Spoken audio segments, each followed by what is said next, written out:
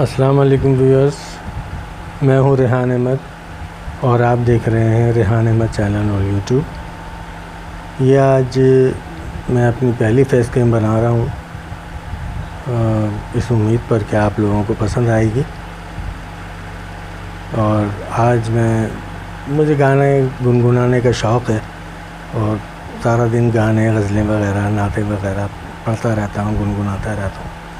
तो सोचा क्यों ना इसको YouTube पे महफूज किया जाए और अपने हमवतनों के साथ और सारी दुनिया के साथ शेयर किया जाए। इनफैक्ट तो चलिए देखते हैं क्या रिज़ल्ट निकलता है। आज पहला दिन है तो सोचता हूँ इसको अपने खुदा के नाम से शुरू करूँ, हम्द बारी ताला से शुरुआत करूँ। बिस्मिल्लाहिर्रहमानिर्रहीम। कोई तो है जो निज़ाम हस्ती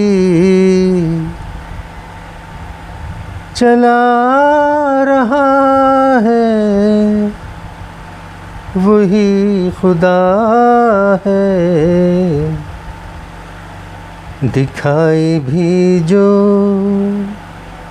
न दे नज़र भी, जो आ रहा है वही खुदा है। वही है मशरिक़,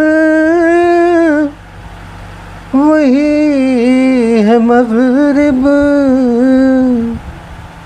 सफ़र करे सब उसी की जानिब। हर आईने में जो अक्स अपना दिखा रहा है, वही खुदा है। कोई तो है जो निज़ाम हस्ती